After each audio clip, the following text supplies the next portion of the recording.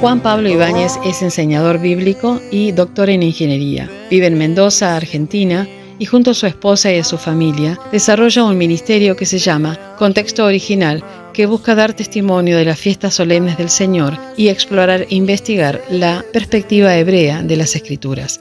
En la charla abierta TJC2 número 85, hacia el Segundo Concilio de Jerusalén, Juan Pablo estará tratando el tema de la Nueva Jerusalén y el Nuevo Hombre, respectivamente en Isaías 65 y Efesios 2 de las Escrituras.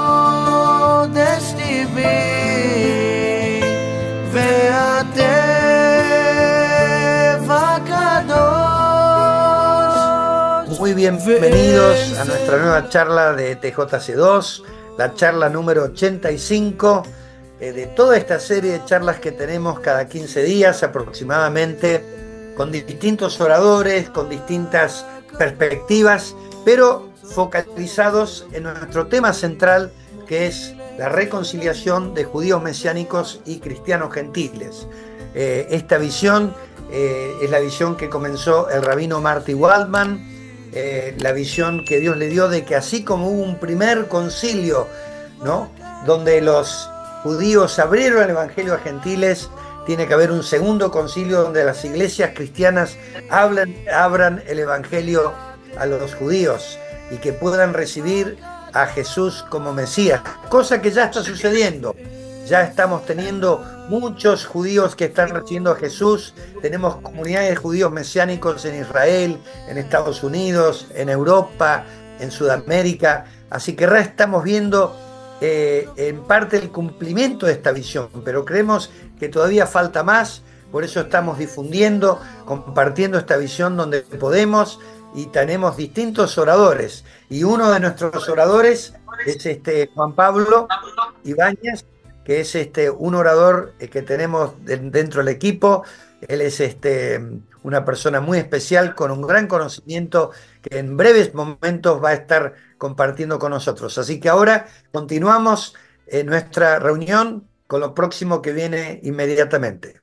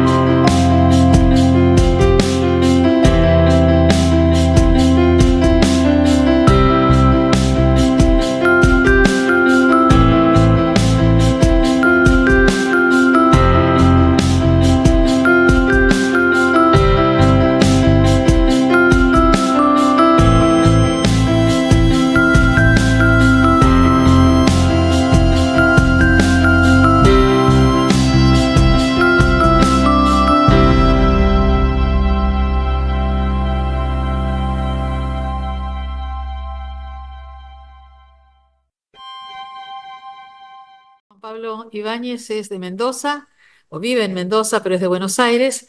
Es un enseñador bíblico con experiencia en la investigación en la perspectiva hebrea de la Escritura. Desde hace 12 años ha estado en Israel aprendiendo, enseñando, y también ha estado en Brasil también aprendiendo. Y junto a su esposa y a su familia en Mendoza tienen un ministerio que se llama Contexto Original, donde investigan y donde exploran cuáles son las raíces o las perspectivas de ciertos temas como el que nos toca hoy, sobre la Nueva Jerusalén y el Nuevo Hombre, basado en Isaías 65, la Nueva Jerusalén, y el Nuevo Hombre basado en el libro de Efesios, capítulo 2, versículos 11 al 16. Así que dejo al pastor Agustín para que le dé la bienvenida y ya estamos. Gracias a todos. Pedimos que estén muteados. Va a ser una conferencia sin interrupción y después va a haber un tiempo para preguntas relacionadas a lo que se estuvo compartiendo.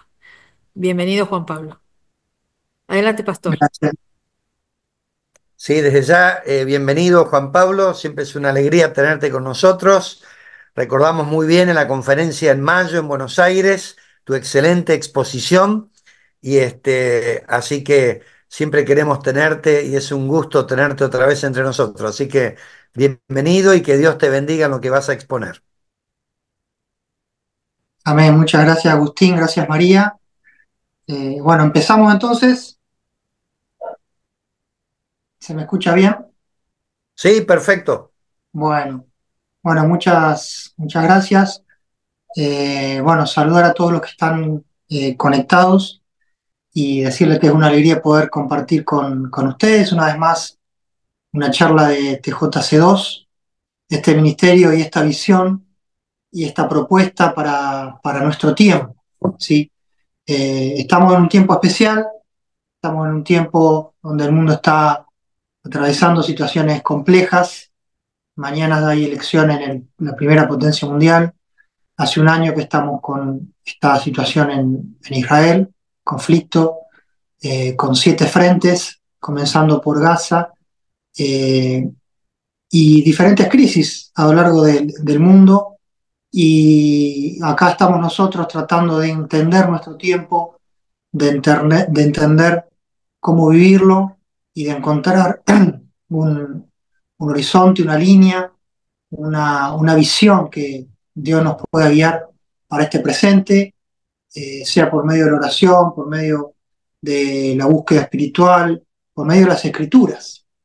Así que la propuesta de esta noche es poder eh, profundizar en el concepto del nuevo hombre de Efesios 2, esta propuesta de Pablo, esta visión del apóstol Pablo, y conectarla con una de sus principales raíces, que es el libro de Isaías, donde encontramos otras cosas nuevas.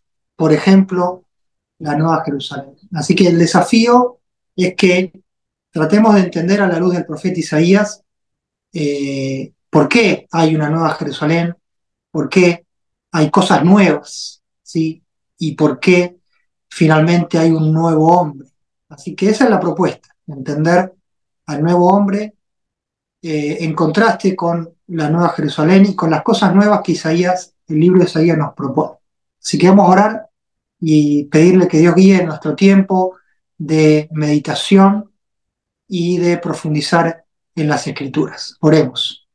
Padre, bendecí este tiempo, invocamos tu nombre, que tu Espíritu pueda guiar nuestras mentes, nuestro razonamiento, nuestro espíritu, Señor, nuestro corazón, nuestras emociones, y que podamos ser bendecidos, que podamos ser enseñados por medio de las Escrituras y por medio de tu presencia, y que la palabra sea tu palabra, y que podamos ser enseñados directamente por tu Espíritu. Es lo que te pedimos, tu ayuda, tu auxilio al hablar, al leer, al considerar, y queremos hacerlo en temor y en humildad.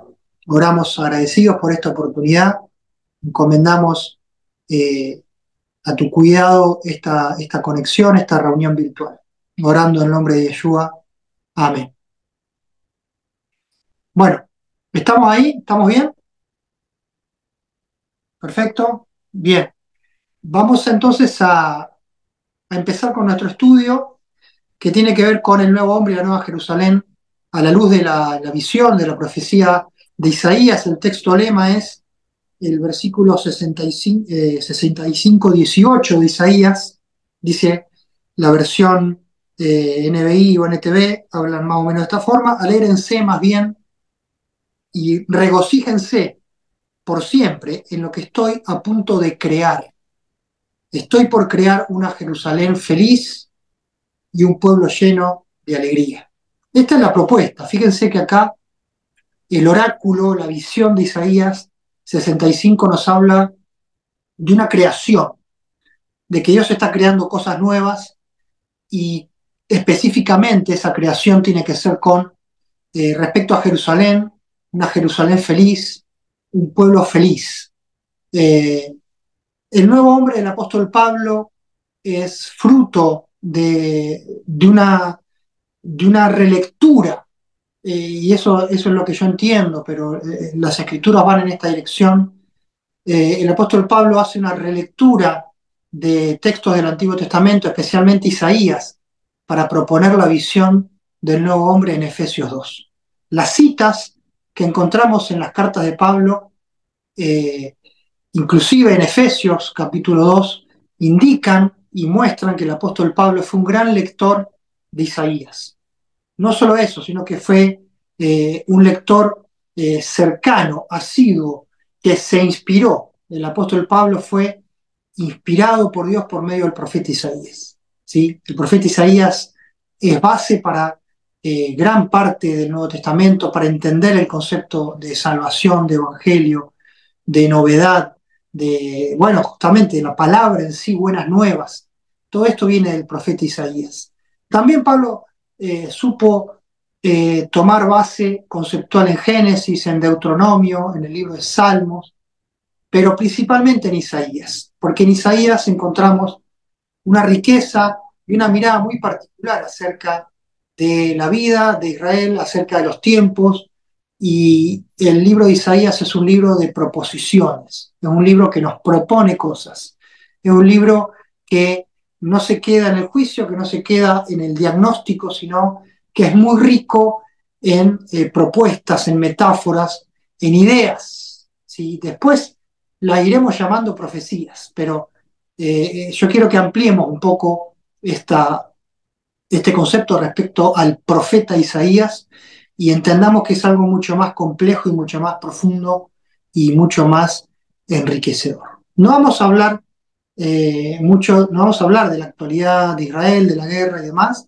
Nuestro tema es un estudio bíblico, pero sí vamos a llegar al final de la charla, Dios mediante, a tener una mirada un poco más contemporánea. Pero primero tenemos que ir a entender, ¿sí? Yo les propongo que entendamos un poco el concepto de la Nueva Jerusalén, el concepto de la composición del libro de Isaías, para después hacer un gancho con Efesios 2. ¿Sí? Así que primero Isaías, primero la propuesta de la Nueva Jerusalén, la teología de Sión y las etapas de Isaías, y después vamos a terminar con el apóstol Pablo y después vamos a terminar en nuestro siglo XXI. Así que la Nueva Jerusalén es un concepto que aparece en Isaías. Ustedes quizás se acuerdan del concepto de la Nueva Jerusalén por el libro de Apocalipsis. Creo yo que en general asociamos Nueva Jerusalén con Apocalipsis.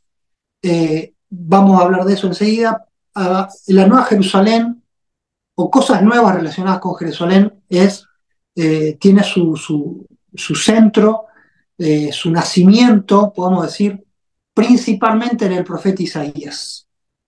Y se va a pintar a esta Nueva Jerusalén de distintas maneras, como un centro de fe, como una ciudad mucho más rica que la actual en esa época, una ciudad donde van a confluir las naciones, donde las naciones se van a acercar a aprender la ley de Dios, donde las naciones van a traer a los desterrados de Israel de todas las naciones bajo el cielo. La ley va a salir de Jerusalén, Isaías capítulo 2. Dios va a habitar de una manera especial en Jerusalén. Jerusalén va a ser feliz, lo que acabamos de leer. Jerusalén va a estar llena de gente, Jerusalén va a ser más grande, Jerusalén va a ser un centro político, va a tener dominio político sobre las naciones alrededor. Jerusalén va a marcar el calendario de las naciones. Bueno, estos conceptos de una nueva Jerusalén están presentes en Isaías. Ahí está la génesis de este concepto. Luego va a venir Ezequiel. Ezequiel va a seguir o a continuar quizás hasta en paralelo con esta idea de una Jerusalén distinta, nueva, con un templo diferente, con una organización superior, y nos va a dar una idea inclusive arquitectónica. Los últimos capítulos de Ezequiel, ¿se acuerdan la visión? Que hay un templo y que sale un río de agua viva debajo del templo. Bueno, todas estas cuestiones que generalmente se usan metafóricamente tienen que ver con una visión de una nueva Jerusalén para una nueva tierra de Israel, un nuevo momento. Después, pasando el tiempo, en la época macabea, vamos a encontrar la comunidad de Qumran, los esenios que estaban escondidos en el Mar Muerto, retirados. Hace algunos años hace unas decenas de años, se encontró un rollo, que es el rollo de la Nueva Jerusalén, donde hay un desarrollo posterior a lo que hace Ezequiel, a lo que hace Isaías, y encontramos una descripción de una Nueva Jerusalén según esta mirada, que no sabemos si es esenia o pre-esenia, pero la cuestión es que ese libro se encontró en la biblioteca de Qumran, donde hay un ángel que se le aparece a un ser humano y lo invita a hacer a un tour por la ciudad, un tour espiritual en una Nueva Jerusalén mucho más grande, organizada, con una arquitectura muy específica, muy cuadrada, con barrios, con lugares, con murallas, con 12 puertas, etcétera, etcétera, una ciudad mucho más grande, y esto nos muestra un desarrollo teológico de este concepto de la Nueva Jerusalén. Y finalmente vamos a encontrar el libro Apocalipsis ya en el Nuevo Testamento, después de que Pablo va a hablar de la Nueva Jerusalén, va a hablar por ejemplo en Gálatas que hay una Jerusalén celestial y una Jerusalén terrenal. Finalmente Apocalipsis nos va a dar la versión quizás más conocida de la Nueva Jerusalén, que viene del cielo, que tiene forma cúbica, que es como un santuario, que es como un lugar santísimo, ¿sí? El cubo nos indica que es como un lugar santísimo, todas sus medidas son iguales, pero de unas dimensiones enormes, enormes, ¿sí? Medida en estadios, ¿sí?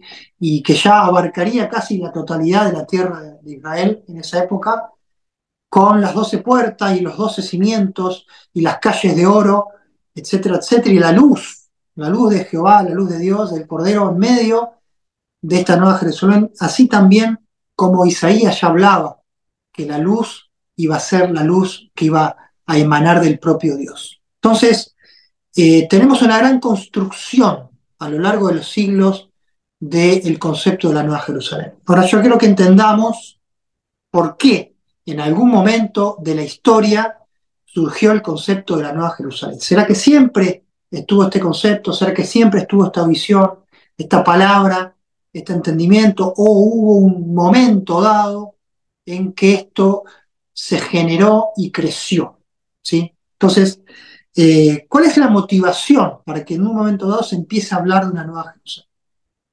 La motivación principal para hablar de una Nueva Jerusalén es la desilusión con la Jerusalén actual, con la Jerusalén concreta, con la única Jerusalén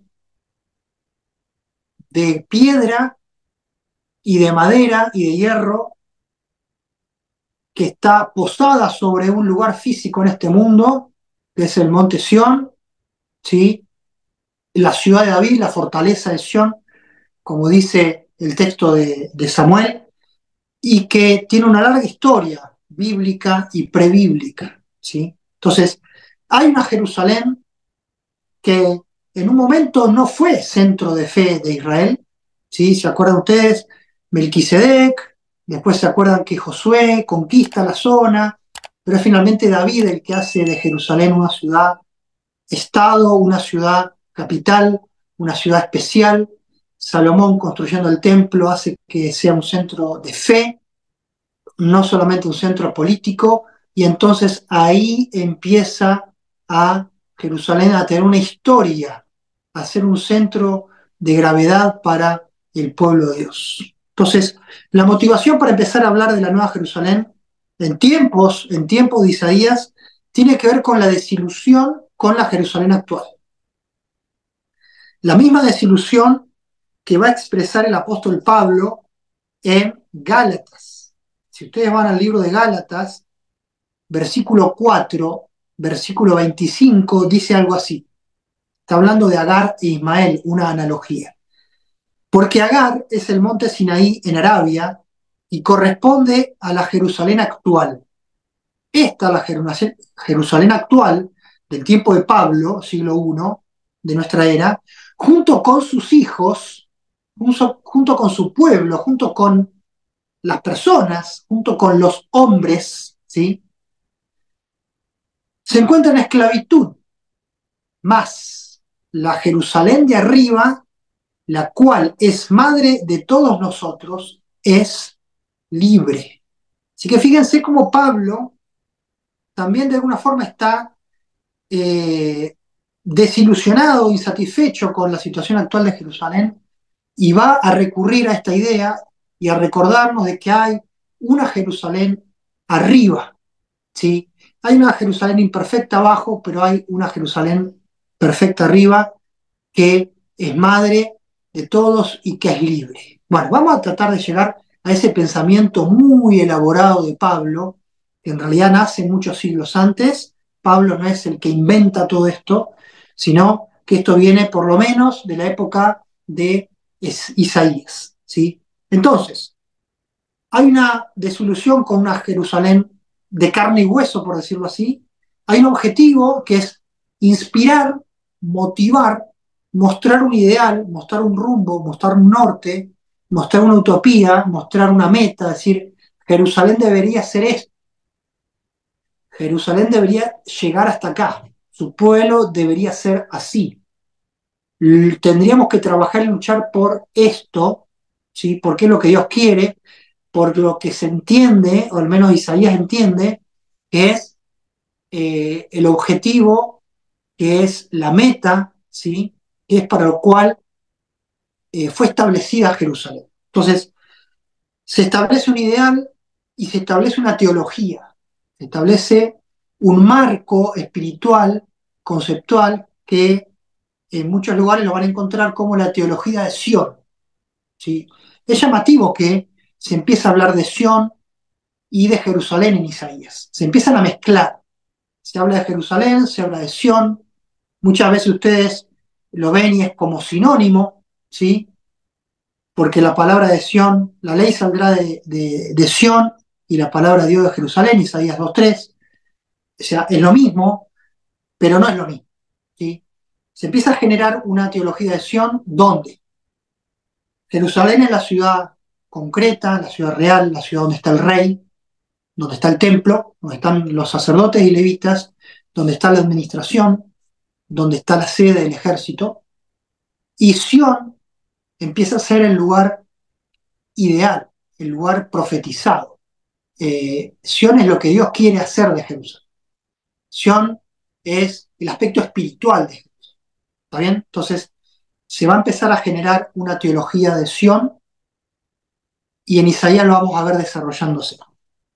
¿Por medio de qué? Por medio de oráculos, por medio de visiones, que sirve de inspiración para muchas generaciones hasta nuestra época. Para inspiración, por ejemplo, del apóstol Pablo, de los apóstoles en el Nuevo Testamento. Para el autor de Apocalipsis también, ¿sí? Son oráculos, son visiones, son declaraciones espirituales atribuidas al mismo Dios, atribuidas al Espíritu de Dios, que buscan marcar un norte, que buscan inspirar. Digo esto porque también a estos oráculos los podemos entender como profecía determinística y escatológica, ¿sí? Muchas veces así es como se toma la profecía en el Antiguo Testamento, incluida la de Isaías. Profecía determinística escatológica. ¿Qué quiere decir? Es una profecía que determina cómo van a ser las cosas no pueden ser diferentes, por eso es determinística, y es escatológica, o sea, se va a cumplir en algún momento y muy posiblemente, como no se cumplió antes, se va a cumplir en el futuro. ¿Está bien? Entonces, generalmente la visión cristiana, en muchos aspectos, no todo el cristianismo, pero sí, quizás más en medios evangélicos, apunta a esto, a entenderlo como una profecía determinística escatológica, ¿sí? Esto puede ser una variante, puede ser una lectura, pero no nos podemos quedar solamente con esto porque vamos a desconocer uno de los objetivos principales, ¿sí? Que las visiones, Isaías, y la visión de Pablo, son oráculos, son visiones espirituales, a las cuales se atribuye también autoridad divina, fue la boca de Dios que habló, ¿sí? Como dice Isaías, son fundamentalmente para inspirar, para iluminar, para mostrar un rumbo y para que esa generación trabaje alineada, ¿sí? Alineada. Y esto es muy importante, porque a veces podemos estar muy ocupados tratando de entender las profecías, ver cuándo se van a cumplir, ver cómo se encaja el rompecabezas profético escatológico, y nos olvidamos de lo más importante, que es trabajar y alinearnos con la visión, ¿sí? Trabajar alineados con una visión. Entonces, esto es importante y muchas veces queda en segundo plano. Para entender la visión de Isaías con respecto a la Nueva Jerusalén, tenemos que entender que en el libro de Isaías es una gran composición, ¿sí? Hay varias plumas, hay varias manos por detrás de Isaías. Isaías no es un libro que solamente responda a una sola persona, ¿sí? Tenemos al Isaías histórico que se conecta con este libro, pero este libro es mucho más. Este libro, podemos decir que responde a la escuela de Isaías. Este libro es reflejo de la escuela de Isaías, que es el pensamiento de Isaías histórico, hijo de Amós, y el pensamiento podemos pensar en discípulos o seguidores de la visión, o personas que se inspiraron en él en tiempos posteriores, ¿sí? Por eso tenemos que entender que hay básicamente en el libro de Isaías tres etapas históricas. Tres etapas históricas. La primera etapa histórica es la etapa del Isaías profeta, hijo de Amós, que está relacionado con como dice Isaías 1, el tiempo histórico, y se menciona a los reyes, Usías, Ezequías, etcétera, Acaz, ¿sí? Hay una conexión histórica, hay un contexto histórico, hay reyes mencionados, hay problemas mencionados. Está la enfermedad de Ezequías, está el sitio de Jerusalén por medio de los asirios, Sennacherib, etcétera, etcétera. Es un texto con mucho anclaje histórico, Isaías 1 al 39. Es una etapa. Y las profecías que hablan de Jerusalén tienen una visión concreta, una visión contextualizada a ese periodo. Después hay una segunda etapa, capítulo 40 al 55, donde es un contexto de exilio, ¿sí? El propio texto lo dice, ¿sí? Hay una Jerusalén destruida, hay un pueblo exiliado, hay una necesidad de consuelo, y Isaías 40 va a empezar con la famosa frase: consuelen a mi pueblo, consolad, consolad a mi pueblo, Nahamú, a mí, y Omar, Eloheihem. El Dios de ustedes está diciendo: consuelen, consuelen a mi pueblo. Y esa va a ser una palabra de consuelo y nos va a mostrar aspectos de los más elevados del libro. No por casualidad, esa parte de Isaías va a ser muy utilizada en el Evangelio, algunos lo llaman el protoevangelio, porque tiene mucho que ver con la visión del Nuevo Testamento. Finalmente hay una tercera etapa en Isaías del capítulo 56 al final, capítulo 66, donde tenemos una etapa de retorno, ¿sí? Los exiliados vuelven parcialmente a Jerusalén y a Judá, y se da un contexto. En estas tres etapas tenemos oráculos sobre la Nueva Jerusalén, sobre el nuevo pueblo, sobre el nuevo hombre, sobre nuevos cielos y nueva tierra. Nuevos cielos y nueva tierra, inclusive nueva naturaleza, si se quiere. Entonces tenemos que entender eso para entender la dinámica de estos oráculos. Estos oráculos proféticos obedecen a contextos y son respuestas a contextos históricos, ¿sí? Son respuestas, son vendajes, son solución, son una mirada de salvación, una mirada de redención para un contexto particular del pueblo de Dios. Así también va a ser la palabra del apóstol Pablo en Efesios 2. Va a ser una visión para un contexto determinado. Entonces, vamos a encontrar nuevos cielos, nueva tierra, un nuevo éxodo, nuevos mesías o nuevos ungidos, nueva Jerusalén y nuevo pueblo, ¿sí? La primera etapa, siglo 8 al siglo 7, es la etapa del Isaías histórico. El Isaías que se pelea con los reyes, el Isaías que confronta con las decisiones políticas de los reyes, que es una suerte de consejero y sobre todo de relaciones internacionales del reino de Judá en Jerusalén, ese es Isaías. Y en el siglo 8, siglo 7, ¿qué pasa? ¿Cuál es el contexto? Lo más importante es que se cae el reino de Samaria, Se cae el reino de Samaria, los asirios conquistan Samaria, termina el reino del norte, los desterrados de Samaria, en gran medida, los que no van siendo esclavizados, huyen a Judá, huyen a Jerusalén. En Jerusalén se activan las alarmas, se construyen nuevas murallas, la ciudad explota demográficamente, crece mucho, ¿sí? Hasta ahí era una ciudad pequeña, de repente se transforma en una gran ciudad, con mucha gente, con murallas nuevas, con ejército reforzado, ¿sí? Y tenemos entonces un despertar espiritual y un protagonismo de Jerusalén exclusivo. Ya no hay santuarios alternativos, ya no están los santuarios del norte, ya no está Silo, ya no está Dan, ya no está Betel, ya no están los santuarios donde el pueblo de Dios hacía su vida religiosa en paralelo con Jerusalén.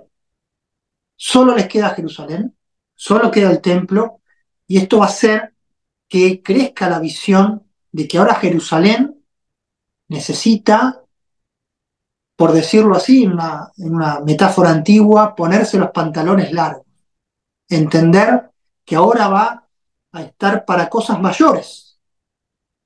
Y esta es la visión de Isaías. Dios va a proveer un nuevo rey, profetizado, llamado Emmanuel, ¿sí? Están los primeros capítulos, un rey acorde a la altura de los desafíos de Jerusalén. Ese no era el rey Acaz. El rey Acaz, con el cual Isaías discute, no estaba a la altura de los nuevos tiempos. Y Isaías va a ver que va a salir un renuevo, que va a salir un nuevo rey de la monarquía davídica, y va a haber una gran ciudad, Jerusalén, un gran rey, monarca de la dinastía de David, un reino político, independiente, que le va a hacer frente a Siria y que va a ser no solamente eso, sino que va a ser cabeza de los montes alrededor. Va a lograr ser una luz, va a lograr ser un reino especial, y Dios la va a bendecir, y Dios le va a traer riqueza, y Dios la va a poner en lo alto. Esta es la visión. Una Jerusalén que necesita crecer, como dicen los jóvenes, creérsela. Creer que ha sido predestinada para esto. Entonces los oráculos tienen que ver con esto: una tierra, una ciudad, un rey, un templo, un culto, un Dios. ¿Sí? Esto empieza a generarse con Ezequías. Ezequías hace una gran reforma espiritual, vuelven a celebrar la Pascua. Ustedes lean después los textos de Reyes sobre Ezequías. Hacen una Pascua como hacía muchos siglos no se hacía. Hay un pacto renovado, y todos son invitados, todas las tribus de Israel son invitadas para ir a Jerusalén. Entonces, Ezequías es el que empieza a hacer carne esta visión de Sión, esta teología de Sión en Jerusalén. Un pueblo nuevo, un pueblo bendecido, un pueblo consagrado a Dios, pero esto no dura mucho, ¿sí? Porque vienen los famosos reyes malos, después viene Josías hace una nueva restauración, ¿sí? Ahí está el tiempo de Deuteronomio, el libro de Deuteronomio entra de una forma decisiva en este tiempo, ¿sí? Y esto de los cielos nuevos y de la tierra nueva empieza a forjarse. ¿Por qué? Yo lo entiendo que primariamente es una metáfora, cielos nuevos y tierra nueva, así como Jerusalén nueva, son metáforas, son ideales, ¿sí? El nuevo cielo o el cielo del tiempo de Isaías es cómo Dios actúa, ¿sí? Porque el cielo es una metáfora de Dios, del Padre, Jehová, ¿sí? Él es el que habita los cielos. Entonces, los cielos, si están cerrados, significa que Dios está enojado. Si el cielo está abierto, significa que Dios es propicio, bendice, manda lluvia, etcétera, etcétera. Entonces, el cielo, en la época histórica de Isaías, capítulo 1 al 39, básicamente es el cielo deuteronomista. ¿Qué quiero decir con el cielo deuteronomista? La visión del pueblo, la visión principal, es que Dios actúa como lo enseña Deuteronomio. Dios actúa, el cielo actúa como Deuteronomio lo enseña. Bendiciones y maldiciones. Un pacto, mandamientos, una búsqueda, un rey alineado, ¿sí? Un rey que tiene que leer Deuteronomio, dice el propio libro, y Dios pone la bendición y la maldición, el camino de vida y el camino de muerte. Si se sigue en obediencia a Dios, va a haber bendición, si no, va a haber maldición. Ese es el cielo, ¿sí? Deuteronomista, que va a reinar en Ezequías, va a reinar en Josías, ¿sí? Isaías está de acuerdo con eso, pero no a lo sumo, digamos, porque Isaías se guarda una mirada un poco más universalista, que de a poco ya está creciendo y va a crecer después mucho más. Pero este primer Isaías empieza a desarrollar algunas ideas universalistas, no tan sectarias, no tan cerradas nacionalistas con Israel, sino tratando de entender que Dios es un Dios que bendice hacia afuera. ¿Qué pasa con esta primera etapa? Esta visión de la Gran Jerusalén no se logra plasmar totalmente. ¿Por qué? Porque viene Babilonia y destruye Jerusalén. Y el pueblo va al exilio. Entonces tenemos que entrar en la segunda etapa. Hay una gran decepción, hay una gran tristeza, una gran desilusión con el pueblo que va cautivo. Piensen en Daniel, piensen en Ezequiel, piensen en Jeremías. Le echan la culpa a la idolatría, le echan la culpa a los malos reyes, le echan la culpa a la élite que no supo implementar la visión de Sión, la teología de Sión adecuadamente, y el pueblo va al exilio. ¿Y qué pasa en el exilio? Todo se derrumba. Es el fin del reino de Judá, el fin del dominio sobre la tierra de Israel, el fin del templo, el fin de la monarquía. Lo único que queda son las escrituras, lo único que queda es la Torá, son algunos libros de los profetas y la necesidad de reinventarse. Entonces, fíjense qué cambio de contexto, de pasar de una Jerusalén próspera, llena de gente, a una Jerusalén desolada, el pueblo está exiliado. Los que quedan en la tierra de Judá, totalmente pobres, totalmente miserables. En medio de ese contexto tan diferente, es necesario reconstruir los oráculos sobre Sión, sobre la Nueva Jerusalén. Hay que reinventar, hay que encontrar la narrativa nuevamente. Ya el cielo deuteronomista no sirve. El cielo deuteronomista me dice, bueno, ustedes están exiliados es porque ustedes hicieron las cosas mal. Así que, mientras sigan exiliados, es porque hicieron las cosas mal, no se pueden quejar de eso, Dios no va a cambiar de actitud, y tienen que tener, tal vez en un futuro, Dios tenga misericordia. ¿Sí? Entonces, la palabra de Deuteronomio ya no alcanza para un pueblo que corre peligro de desintegración, de asimilarse, decir, bueno, si no hay esperanza, me voy con los babilonios, me voy con el dios Marduk. Parece que Marduk es un dios fuerte, porque los babilonios ahora están reinando. Marduk también tiene su Biblia, Marduk también es pintado como un dios de la creación, los mesopotámicos también tienen su diluvio, su origen del universo, así que bueno, si no es Jehová, será Marduk. ¿Sí? Me acomodo, ¿sí? Empiezo a trabajar, empiezo a construir mis casas, a hacer mi chacra, a hacer mi nueva vida. Este era el peligro. Entonces, hay una crisis de fe, se rompen los esquemas y la teología de Sion se actualiza. Capítulo 40, Isaías 40, consuelen a mi pueblo, hablen al corazón de Jerusalén. Hablen al corazón de Jerusalén. Díganle que Dios ya está conforme con el castigo y que lo que ahora viene es bendición, que Dios va a restaurar, que Dios va a derramar gracia, que Dios va a mandar un Mesías, que Dios va a hacer caminos en el desierto. ¿Sí? Entonces, es muy importante, hay un nuevo cielo. Ya el cielo no es el cielo de Deuteronomio. Fíjense lo que dice Isaías 43, estamos en el segundo bloque, Isaías 40 al 55.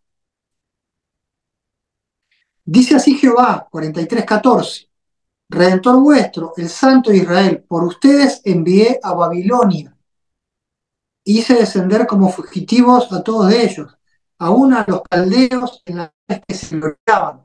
Yo Jehová, santo vuestro, creador de Israel, vuestro rey.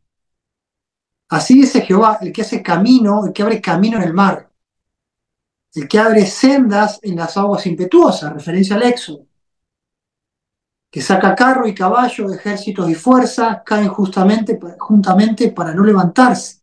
Eso está hablando del Dios del Éxodo. No se acuerden de esas cosas pasadas. No traigan a la memoria cosas antiguas. Quiere decir, no se acuerden más del Éxodo, porque yo hago cosa nueva. ¿Sí? Ahí está la palabra nueva, Hadashá. Hago cosa nueva, dice Dios, pronto saldrá a la luz. ¿No la conocerán? ¿No la conocerán? Voy a abrir camino en el desierto, ríos en la soledad. Este pueblo, versículo 21, que he creado para mí, mis alabanzas publicará. Fíjense, un Dios que está haciendo cosas nuevas, que dicen, no se acuerden del Éxodo, pongan su mirada en el futuro, porque viene un nuevo Éxodo que es mayor. Ese nuevo Éxodo ahora tiene que ver con ríos en la soledad. Dios va a abrir un río, Dios va a abrir caminos en el desierto. El desierto es lo que separa Babilonia de Jerusalén. Si ustedes leen el libro de Esdras, van a ver que hay todo un camino por el desierto muy peligroso, lleno de salteadores, y tanto es así que muchos hacían el camino dando vuelta por el norte de Siria, la Medina fértil, para evitar ese camino desértico.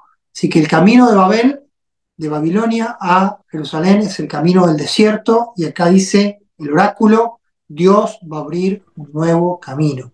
Hay un nuevo Dios que es creador y crea cosas nuevas. No se queden en el pasado. Fíjense qué importante. Le está diciendo a un pueblo que no se quede atado al Éxodo y que espere y se prepare y trabaje y sea fiel por un nuevo Éxodo que va a ser el Éxodo de Babilonia. Por ese nuevo Éxodo tiene a un faraón bueno. Por eso el pueblo tiene que olvidarse del viejo Éxodo, porque en el Éxodo el faraón es malo y Moisés es bueno. Ahora, este nuevo Éxodo, faraón es bueno y no hay Moisés. Es muy diferente. Isaías 45, capítulo 45, versículo 1. Así dice Jehová a su ungido. Nombre del ungido, Ciro, al cual yo tomé por su mano derecha, hice sujetar naciones delante de él, hice desatar lomo de reyes, para abrir delante de él puertas y puertas que no se cerrarán. Yo iré delante de ti, Ciro, enderezaré los lugares torcidos. Lo mismo que dice Isaías 40, enderecen los caminos torcidos. Lo mismo va a hacer Jehová con Ciro, ¿sí? Por amor de mi siervo Jacob, de Israel mi escogido, te llamé por tu nombre, Ciro. Te puse sobrenombre, Ciro. Te puse apodo, Ciro, aunque no me conociste. Entonces, tenemos un cambio brutal de contexto y este oráculo es disruptivo, este oráculo es tremendo. Dice, Dios hace cosas nuevas, sí, pero no nos podemos quedar simplemente con el oráculo de un cielo deuteronomista y un pueblo que si hace bien las cosas, Dios bendice, y si hace mal, Dios castiga. Ahora estamos en un contexto diferente, ahora tenemos un pueblo obediente pero sufrido. No se cumple Deuteronomio porque el pueblo está sufriendo, pero está fiel a Dios. Entonces tendría que estar lleno de bendiciones y no está. ¿Por qué? Porque está cumpliendo una obra sacerdotal, y el segundo Isaías, esta escuela de Isaías del exilio, va a decir, estos son siervos de Jehová. No son exiliados condenados por culpa de, porque estos son los hijos de. Los padres pecaron y los hijos están en el exilio, pero estos hijos están cumpliendo la ley de Dios, están obedeciendo a Dios y están sufriendo en medio de Babilonia, en medio de las naciones. Son siervos de Jehová. Son siervos sufrientes. ¿Se acuerdan de los cánticos del siervo sufriente? Por ejemplo, Isaías 42, Isaías 49, Isaías 50, Isaías 53. El siervo que sufre. El pueblo que sufre porque está cautivo, sin merecerlo, porque están obedeciendo a Dios. Bueno, para ellos hay un nuevo oráculo disruptivo que es: Dios va a hacer un nuevo éxodo. Pero esta vez Faraón va a ser bueno, porque el rey, que el nuevo Faraón es el rey de Persia, el rey Ciro, que va a conquistar Babilonia y va a decretar la libertad de todos los pueblos para que cada pueblo vaya a su nación y vuelva a honrar a su Dios. El famoso decreto de Ciro, está en la Biblia. El decreto de Ciro ordenando que se reconstruya Jerusalén y que los judíos vuelvan a su tierra. Maravilloso. Esta es la visión. Ahora no esperen un Moisés, no esperen un liderazgo fuerte. El ungido es un extranjero, pero no importa, porque está haciendo la obra de Dios. Entonces, Faraón es bueno, ahora es Ciro, y trae la bendición de Jerusalén. Entonces, hay un nuevo cielo. El nuevo cielo es que Dios va a brindar de gracia. Imagínense la lectura de Isaías 55. Comprad sin precio, vino y leche. ¿Se acuerdan? Pasaje que se usa para predicar el Evangelio. Compren gratis, o sea, tomen de balde, ¿sí? Porque Dios es un Dios de gracia. Ese es el mensaje, es el cielo de este segundo Isaías, del Isaías del exilio. Fíjense lo que dice Isaías 49. Vendrán tus edificadores a Sión. Estabas sola, estabas desolada, pero aquí yo te consuelo. Isaías 49. ¿Sí? Aunque se olvide, ¿sí? La madre de que da luz, Jehová no se olvida de Jerusalén. En las palmas de mis manos te tengo esculpida, Jerusalén. Ese es el nuevo cielo. Es un Dios cercano, es un Dios que consuela, es un Dios que bendice, que promete salvación de gracia, de gracia. ¿Sí? Isaías 54, ensancha el sitio de tu tienda, no seas escasa, te vas a extender a la derecha y a la izquierda, Sión. Tu descendencia va a heredar naciones y habitará ciudades azules. Entonces, el nuevo oráculo para el tiempo del exilio es un nuevo cielo, el Dios de gracia, una nueva Jerusalén que ahora va a estar llena de gente. La nueva Jerusalén de este periodo es una Jerusalén llena de gente, llena de pueblo de Dios traído de todas las naciones. ¿Sí? Esta es la visión. Finalmente, Ciro decreta el remanente vuelve, y acá encontramos ya un concepto muy importante que es el concepto del remanente. Y esto va a tener que ver con el nuevo hombre. El nuevo hombre es remanente. ¿Por qué hablamos de remanente? Ya estamos en el tercer Isaías, siglo VI a siglo V. La escuela de Isaías sigue trabajando, sigue actualizando la visión de Isaías para los nuevos tiempos. Es el tiempo del retorno. El remanente vuelve con Esdras, con Zorobabel, después con Nehemías. Vuelve a la tierra, vuelve a Jerusalén. Es lo que querían. Vuelven a la provincia de Judá, pero no todo es perfecto. Vuelven sin un rey, no va a haber más monarquía davídica, porque van a ser una provincia persa. Sí van a tener libertad religiosa, van a tardar y le va a costar mucho construir un templo, de nuevo el famoso segundo templo. Va a ser un templo súper discreto, va a ser un templo de bajo perfil. No va a ser el templo de Ezequiel, que profetiza Ezequiel. No le va a llegar ni a los talones al templo de Ezequiel. No va a haber río de agua viva que salga por debajo del templo. Va a ser un templo muy humilde, con un sacerdocio muy humilde, con levitas muy humildes, en todo el sentido de la palabra, humildes de dinero y humildes de visión, humildes de formación y humildes de liderazgo. Va a ser todo muy humilde. Entonces, lo que pasa es que se genera una crisis distinta, pero quizás peor. Primero, no todos vuelven, muchos se quedan en Babilonia. Tal vez a esos son los que Isaías del capítulo 56 al 66 llama de traidores, enemigos. Son los que se quedan cómodos, quizás, y dicen, no, yo me quedo en Babilonia, no vuelvo.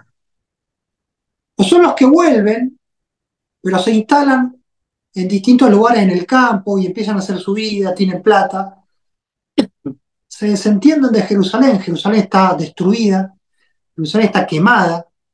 Para que ustedes se acuerden, tenemos que leer Nehemías 1, ¿sí?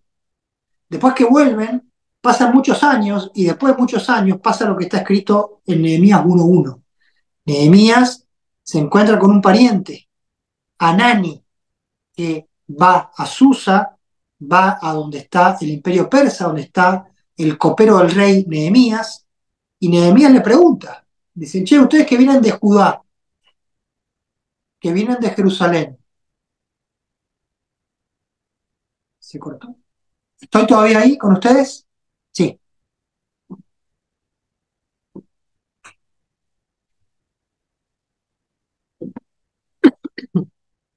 Dice Nehemías, che, cuéntenme qué está pasando. Sí, estoy leyendo Nehemías 1:2. Vino Anani, uno de mis hermanos, con algunos varones de Judá, y les pregunté por los judíos que habían escapado. Fíjense la mirada de Nehemías.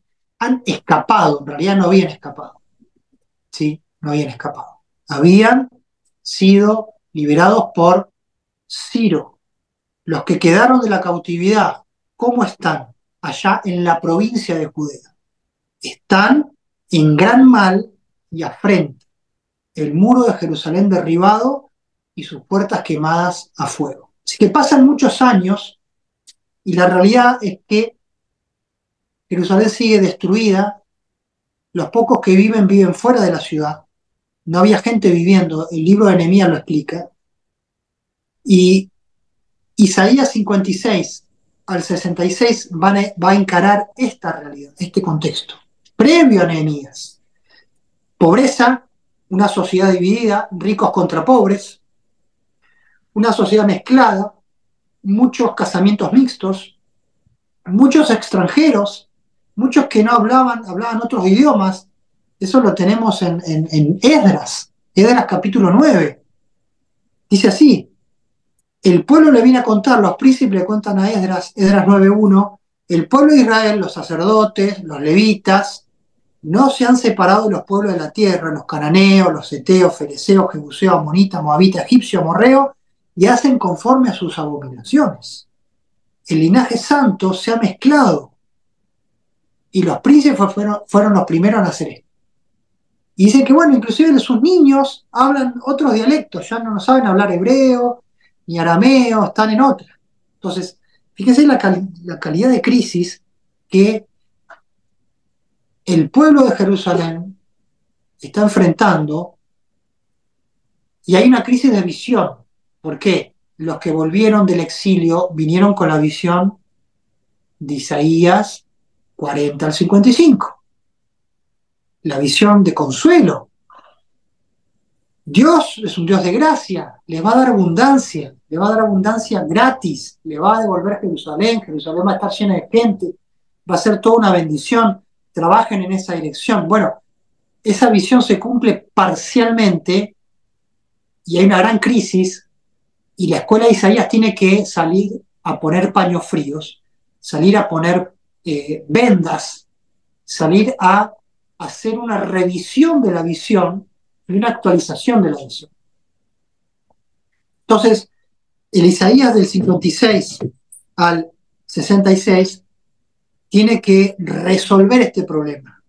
Tiene que actualizar el oráculo y lo va a actualizar con el concepto de remanente. Va a decir, ok, Dios trabaja con un remanente. Dios no trabaja con todo el pueblo. No esperen que todo el pueblo se alinee con Dios. Dios tiene un remanente. Ese remanente va a ser bendecido y va a lograr las cosas. Va a haber otra parte del pueblo que no va a seguir esta visión y que se va a transformar en traidores y va a quedar en el camino. Pero el remanente tiene que seguir. Entonces, el nuevo cielo, ¿sí?, es un Dios que trabaja con remanente y trabaja con un nuevo concepto de pueblo. Fíjense, presten atención a lo que se están durmiendo. Hay un nuevo concepto de pueblo. Isaías 56 nos va a hablar de un nuevo pueblo donde hay lugar para gentiles y eunucos. Fíjense lo que dice Isaías 56:1. guarden derecho, hagan justicia, porque cercana está mi salvación para venir y mi justicia para manifestarse. Versículo 3 de Isaías 56. El extranjero que sigue a Jehová, quiere ser parte, está alineado con el remanente fiel, no diga, me apartará totalmente Jehová de su pueblo. Ni diga el eunuco. ¿Quién era el eunuco? El eunuco era un judío que estaba castrado, etcétera, etcétera, y ya no era puro para estar en el templo. No podía estar en el templo. Y si era del sacerdocio, si era de Leví, ya no era apto por la ley para acercarse. No diga el eunuco, soy árbol seco, porque así dijo Jehová. Fíjense el oráculo renovado. Así dijo Jehová a los eunucos que guardan mi día de reposo. Fíjense cómo el Shabbat empieza a ser central en esta época histórica de Israel. Que escojan lo que yo quiero, que abracen mi pacto, les daré lugar en mi casa. No importa que sean eunucos, no importa lo que dice la interpretación de la Torá. Dentro de mis muros, y nombre mejor que el de hijos e hijas. ¿Sí? Los extranjeros, los hijos extranjeros que sigan a Jehová, todos estos que eran extranjeros, hijos de casamiento mixto, que todavía no hablaban el hebreo, pero querían seguir a Dios, que siguen a Jehová para servirle, para amar el nombre de Jehová, para ser sus siervos, para ser parte del remanente. Todos los que guardan el día de reposo para no profanarlo, aunque sean hijos de extranjeros, abrazan mi pacto, yo los llevaré, yo los, abro comillas, acercaré, ¿sí? Porque acá la palabra es traer, acercar, como en Efesios 2. Yo los acercaré, yo los voy a traer, están lejos, son extranjeros, pero creen en mí, creen en el pacto, guardan mi palabra, guardan el día de reposo. Yo los acerco, ¿a dónde? A mi santo monte, a una Jerusalén nueva. Los voy a recrear en mi casa de oración, y acá viene la palabra clave que también Yeshua y el Evangelio trae, es porque mi casa será llamada casa de oración para todas las naciones. Entonces esta es la visión, este es el oráculo de la escuela de Isaías para el tiempo del retorno del exilio. Dios va a trabajar con un remanente. Y en ese remanente no solamente hay judíos, hay gentiles, hay eunucos. El concepto de pueblo se amplía. Dios es un Dios de las naciones. Dios es un Dios que hace cosas nuevas. Hace cielos nuevos y tierra nueva. Lo vuelve a repetir esta etapa de Isaías. ¿Cuál es el nuevo cielo? Es un Dios distinto. El nuevo cielo es que Dios ahora es distinto. Dios ahora no es un Dios nacionalista, es un Dios universalista. Ese es el nuevo cielo. ¿Cómo se comporta Dios? Dios permite que el eunuco, que el gentil se acerque. Es más, los atrae. Como dice, fui hallado de aquellos a los cuales no busqué. Y aquellos que busqué me dieron la espalda. Texto que va a reproducir en Romanos el apóstol Pablo. ¿Por qué? Porque Pablo está alineado con este tercer oráculo de Isaías. El apóstol Pablo va a basar su doctrina en este tercer Isaías, el Isaías del retorno, el Isaías capítulo 56 al 66. ¿Por qué? Esa es la pregunta. ¿Por qué el apóstol Pablo va a encontrar un parecido entre el siglo I, el pueblo de Israel bajo el dominio de Roma, y el pueblo de Israel bajo el dominio persa, de Ciro, de Darío y sus sucesores? Pablo ve un paralelismo. ¿Cuál es el paralelismo? ¿Hay una Jerusalén? Sí. ¿Hay una ciudad de Jerusalén? ¿Hay un templo? Sí. ¿Hay libertad religiosa? Sí. ¿Hay sacerdocio? Sí. Pero no es gran cosa. ¿Sí? En el periodo persa y en el tiempo del Nuevo Testamento hay sacerdocio, pero no es gran cosa. Hay un remanente de fe y hay otro pueblo que está más disperso. En la época de Pablo hay muchas líneas, están los que buscan el reino de Dios y los que no, los que buscan la consolación de Israel. ¿Se acuerdan? Lucas va a decir que aquellos que se presentan en el templo y le ven al niño Jesús, ¿sí? Simeón, Ana, dice que esperan, estos justos esperaban la consolación de Israel. Esperaban Isaías 40, esperaban el cumplimiento del oráculo, la consolación de Israel, nuevos cielos y nueva tierra, un nuevo mover de Dios. ¿Sí? Nuevo cielo es un nuevo mover de Dios. Y Pablo va a entender que el Mesías es el nuevo cielo, es el nuevo mover de Dios, es la nueva etapa en el obrar de Dios. Entonces, Pablo ve un paralelismo entre Persia y Roma. Hay libertad de acción, pero no hay libertad política. Persia dominaba como dominaba Roma. Jerusalén era una ciudad, como dice Pablo, lo leímos en Gálatas 4:25, que estaba bajo esclavitud, una esclavitud especial, tributario, ¿sí? Bajo control de Poncio Pilato, bajo control de un procurador, bajo control de Roma, de un emperador. Pero hay libertad, pero hay una sociedad dividida, y hay crisis, y hay pobreza, y hay desigualdad, y hay un pueblo que sigue, un remanente que está esperando el obrar de Dios, según Isaías, según esta visión universalista de Isaías, y hay otra línea que es nacionalista, que es cerrada, que se quedó solamente con Deuteronomio. Entonces vamos a ver dos líneas de acción: el nacionalismo de Deuteronomio, el cielo de Deuteronomio, y el universalismo de Isaías. El Evangelio se va a encolumnar con el universalismo, con el cielo de Isaías, el cielo que propone Isaías, el Dios que propone Isaías, un Dios universal, un Dios de creación, un Dios que conoce a todas las naciones, un Dios que es capaz de juzgar a todas las naciones, pero también de perdonar a las naciones, un Dios que hace cosas nuevas, un Dios que renueva, un Dios que hace que nuestros oráculos, nuestra visión se renueve. Por eso se puede predicar el Evangelio, que es algo nuevo. ¿Por qué? Porque Dios hace las cosas nuevas. Dios no es un Dios estático.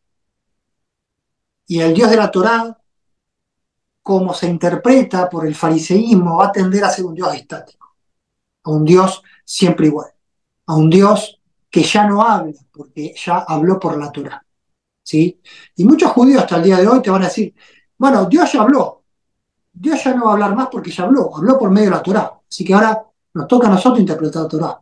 Un Dios estático, un cielo parado, ¿sí? Con la foto de Deuteronomio, ¿sí? Si bien Deuteronomio tiene un cierto dinamismo. Pero Pablo va a entender y se va a inspirar en Isaías, sobre todo en el segundo y en el tercer Isaías. Y va a rescatar.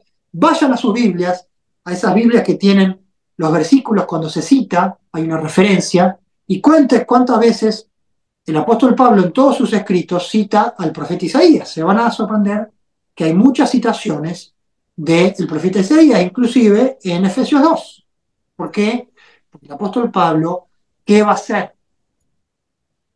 Va a refundir, ¿sí? Va a tomar la profecía, los oráculos de Isaías, no los va a tomar como determinísticos escatológicos, no los va a tomar como si fuera algo enyesado que tiene que cumplirse de esa forma nada más y armar un rompecabezas, sino va a entender que estos oráculos de Isaías son para dar respuesta a una generación, y Pablo va a refundir los conceptos del nuevo cielo, nueva tierra, nueva Jerusalén, nuevo pueblo, y los va a refundir en el nuevo hombre.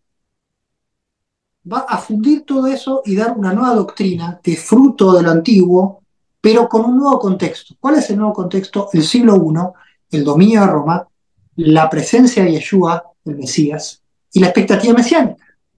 Entonces, Pablo nos va a hablar de un universalismo mesiánico y va a actualizar el mensaje de Isaías, ¿sí? Y ahí propone entonces la doctrina del nuevo hombre. Fíjense, la doctrina del nuevo hombre no es una doctrina anti-Roma. Así como la doctrina de Isaías no era una doctrina anti-Ciro. De hecho, se lo va a llamar ungido Mesías a Ciro. No va a ser una doctrina anti-Persia. Simplemente va a ser tratar de convivir con Persia, pero no olvidar que Jerusalén tiene un destino, que Sión es la visión. La ciudad gloriosa, la ciudad donde Dios resplandece, la ciudad donde el pueblo crece, se multiplica y es justo, la ciudad donde reina la justicia la ciudad modelo para que las naciones vayan a aprender de Dios. La ciudad donde es tan justa, es tan bendita que el pueblo trae riquezas. Entonces fíjese cómo Pablo adapta y dice, bueno, tenemos Roma. Roma no es ni tan buena ni tan mala. Dejemos que Roma siga gobernando y nosotros dediquémonos a establecer el nuevo hombre. El nuevo hombre es el nuevo habitante de Jerusalén. Es un hombre que se acerca. Fíjense que Efesios 2 nos va a hablar de que Efesios 2:12 dice, en aquel tiempo estaban sin el Mesías, alejados de la ciudadanía de Israel. Efesios 2:12, ustedes están alejados de la ciudadanía de Israel, sin pacto, sin esperanza, sin Dios en el mundo, pero el Mesías, y esto ha sido muy estudiado en TJ, así que no voy a hablar mucho, pero ustedes ya saben, el Mesías acercó, porque Él es nuestra paz, ¿sí? Y anunció buenas nuevas de paz a los que estaban lejos. Estoy leyendo 2:16 de Efesios. Trajo nuevas de paz a los que estaban lejos. Está citando Isaías 57. Paz para los que están cerca y paz para los que están lejos. Está haciendo una refundición, está fundiendo Isaías y sus oráculos y lo está trayendo acá, diciendo, ya no son extranjeros ni advenedizos, ya no son eunucos, ya no son extranjeros. Isaías 56, porque ustedes buscan a Dios, se acercan a Dios por medio del Mesías, son circuncidados. Por medio del Mesías tienen entrada al pueblo de Dios, son conciudadanos. Entonces, Pablo toma Isaías 56, Isaías 57 y varios textos más y nos da su visión del nuevo hombre. Ahora, fíjense qué interesante que Pablo habla del nuevo hombre, pero no habla de la nueva Jerusalén. Porque Pablo quiere separar los conceptos. Pablo no quiere predicar una nueva Jerusalén. Porque Pablo sabe que la nueva Jerusalén todavía no va a bajar, todavía no va a hacerse realidad. Le dice, bueno, hay una nueva Jerusalén en el cielo, pero la Jerusalén actual todavía va a seguir así. No nos preocupemos para que Jerusalén se renueve en este tiempo.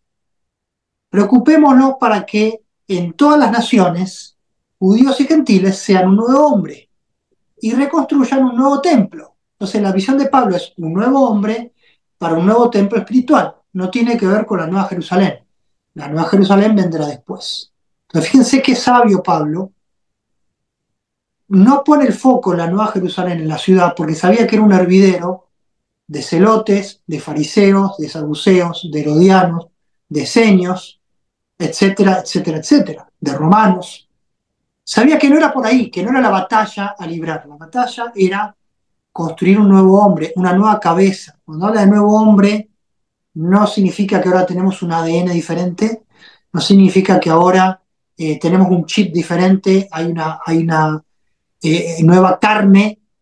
El nuevo hombre es una nueva cabeza, una nueva forma de pensar, donde el judío y el gentil se sientan en la misma mesa y tienen un mismo objetivo, construir el templo espiritual de Dios, para que Dios haga su obra, para que las naciones sean impactadas, y lo que vendrá después, ahí sí, Isaías, Ezequiel, iluminan ese cielo, iluminan esa etapa que está un poco más distante y que Pablo no quiere preocuparse por ahora.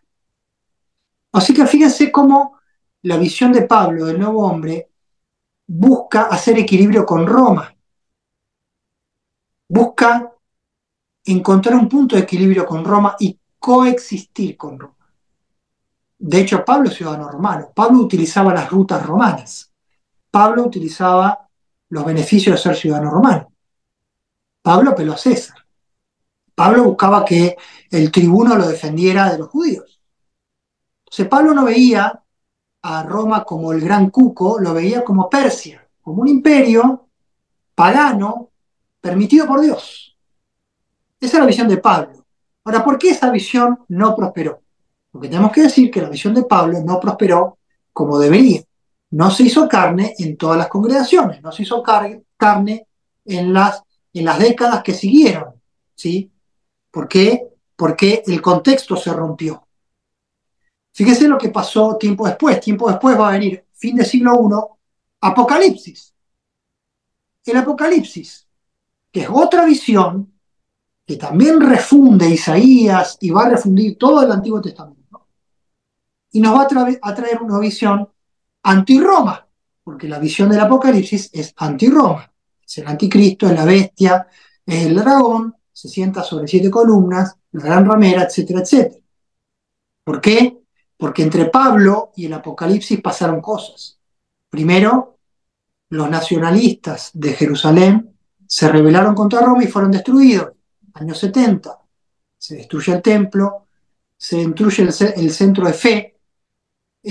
Pablo decía que el Mesías nos acerca a la vida nacional de Israel, nos acerca al templo, nos acerca a las escrituras, nos acerca de alguna forma a la sinagoga, porque las escrituras estaban en la sinagoga, la vida de fe, las fiestas bíblicas, la riqueza espiritual. Pablo pensaba que Israel tenía un rol, que Judá tenía un rol, que el templo tenía un rol de enseñar y de bendecir, y que el gentil se acercaba. No era una mezcolanza, pero era acercado. ¿Sí? Era acercado, discretamente, tranquilamente, cuidando al gentil, cuidando. Todo eso se rompe cuando Jerusalén es destruida, el templo es destruido, hay una diáspora, y después Adriano va a venir y va a destruir por segunda vez. Roma, bajo el dominio de Domiciano, el emperador, empieza a perseguir. Entonces, el contexto pacífico donde Pablo construye el nuevo hombre, esta doctrina, esta visión, ya no está más. Ya no está más. Tanto así que el Apocalipsis va a descartar la visión del nuevo hombre y va a decir, es Roma contra nosotros. Ahora el remanente tiene que luchar contra Roma, tiene que ser mártir inclusive, porque Roma es toda la encarnación del mal. ¿Sí? Después va a venir otro emperador, que va a ser Trajano, y va a traer una época de oro para Roma, inclusive para todo el imperio. Una época de paz, donde Apocalipsis también va a quedar un poco fuera de timing, porque Roma ya no es ese cuco que es en tiempos del Apocalipsis. Y eso va a hacer que con el tiempo la iglesia se acerque a Roma, porque es un hecho real, es un hecho histórico, que la iglesia se acercó a Roma. Y la iglesia no siguió la visión de Apocalipsis. ¿Por qué? Porque ya Roma no era lo que el Apocalipsis nos pinta. Entonces, el oráculo se va transformando, la visión del nuevo hombre sufre y queda herida de muerte, porque ahora la iglesia gentil se va a desconectar de Israel. ¿Por qué se va a desconectar de Israel? Porque después de las guerras entre judíos y romanos, la marca, la imagen de Israel queda por el piso. Hablar de judaísmo, hablar de que sos judío, era muy mal visto, porque eran los que se habían rebelado contra Roma. Hicieron algo que no se hace. Eso llevó a que la iglesia tuviera que encontrar un equilibrio lejos de Jerusalén. Aparte no había templo, aparte los líderes ya no sabían hebreo, y paulatinamente el nuevo hombre se transformó en un hombre gentil. No en un hombre que se acerca a Jerusalén, que se acerca a la vida nacional de Israel, porque eso ya no existía salvo en la diáspora. El resto es historia y muchas veces hemos hablado. Entonces, para terminar, siglo XXI, hoy la visión de TJC2 quizás tiene que ver con esto que se hace cada tanto, que es refundir los oráculos de la palabra de Dios y acercarlos a una nueva generación. TJ nos propone un segundo congreso. ¿Dónde está en la Biblia? No está. Y no hace falta que esté. Porque la visión de TJC2 se nutre y funde conceptos anteriores para traer una palabra nueva, que no decimos que es inspirada, no hace falta que sea inspirada, en el sentido de canónica, sino que es útil para este tiempo y busca iluminar este tiempo, y busca traer luz, y busca orientar y que trabajemos en pos de un objetivo. Entonces, restaurar, sacarle el polvo, ¿sí? Sacar, digamos, de la alacena el viejo hombre que quedó guardado durante siglos, tiene que ver con esto, tiene que ver con hacer una relectura de la escuela de Isaías. Pablo fue de la escuela de Isaías, el Nuevo Testamento universalista tiene que ver con Isaías, la palabra del Evangelio tiene que ver con esta escuela de Isaías, y la visión de TJC2 tiene que ver con la escuela de Isaías, de que en este siglo judíos y gentiles se puedan reconocer, se puedan mirar, puedan decir que el otro existe y puedan entender hacia dónde tienen que ir, hacia dónde tenemos que ir como pueblo de fe, judíos y gentiles, ¿sí? La renovación de Isaías 56. No digas que uno está lejos, el otro está cerca, o que Dios ama a uno más que otros. Entonces, la visión de TJC2 tiene que ver con esto. Es una visión que trae, de alguna forma, este espíritu de la escuela de Isaías al siglo XXI. Pero no solamente es la visión de TJ. Hay mucho más por descubrir. Entonces, para cerrar, algunas preguntas, ¿sí? De cómo restaurar esta visión de Isaías, estos oráculos de Isaías a nuestro tiempo, ¿sí? Cómo inspirarnos en este tiempo. No solamente la doctrina del nuevo hombre, que creo que es el puntapié inicial. Tenemos que entender y dar respuesta a otras preguntas. ¿Cómo hoy nos acercamos a Israel? ¿Tenemos que acercarnos a Israel? ¿De qué manera? ¿Sí? Por medio de la palabra, por medio de la tierra, el Estado moderno de Israel, por medio... ¿Cuáles son los caminos para acercarnos a Israel si la doctrina del nuevo hombre, Efesios 2, nos habla que el Mesías nos acerca? Nos acercaba en el siglo I de una manera. ¿Cómo nos acerca en el siglo XXI? Bueno, ahí está el trabajo de TJ. Hoy, ¿dónde está Roma? ¿Dónde está Persia? ¿Estamos bajo un imperio? ¿Cuál es ese imperio? ¿Cuál es el equilibrio que tenemos que tener con el sistema? Pablo hizo una doctrina dentro del sistema. Apocalipsis hizo una doctrina fuera del sistema. Nosotros tenemos que encontrar nuestro camino, quizás tomando un poco de Pablo y un poco de Apocalipsis. Estamos en el sistema, pero no nos acostumbremos al sistema. ¿Dónde está Roma? ¿Dónde está el poder hoy en día? Algunos piensan que la virtualidad, la inteligencia artificial, el nuevo orden de las cosas, etcétera, etcétera. O será un país, o será una coalición. Tenemos que discernir. ¿Qué esperar de Jerusalén? ¿Sí? ¿Cómo queda la nueva Jerusalén? Bueno, tenemos que contribuir a que Jerusalén sea la Sión, sí. Tenemos que orar por la paz de Jerusalén y que Jerusalén cumpla su misión. Pero también será que tenemos que construir el espíritu de Jerusalén fuera de Jerusalén, ¿sí? ¿Será que en mi vida o en mi casa o en mi grupo, mi comunidad, tengo que poner por objetivo trabajar alineado con los ideales de la nueva Jerusalén? ¿Se dan cuenta? O esperar sentado que venga la Jerusalén de Apocalipsis 21-22. ¿Cómo armonizamos Efesios 2 con Apocalipsis? ¿Cuál es el punto? ¿Sí? ¿Nos volvemos conspirativos 100%? Este mundo ya está por entrar en etapa final de juicio, se va a cumplir Apocalipsis, entonces me voy a un refugio antiaéreo, o por el contrario me quedo en Efesios 2 diciendo no, el mundo es un lugar con cosas malas y buenas, pero las autoridades fueron puestas por Dios para que nosotros extendamos la palabra de la buena nueva. ¿Se dan cuenta? ¿Cuál es el camino? ¿Cuál es el equilibrio? ¿Cómo armonizamos? ¿Sí? ¿Esperamos simplemente el cumplimiento escatológico de la profecía o entendemos a Isaías como un oráculo que busca inspirarnos? Creo que es importante que recuperemos esta dimensión porque tanto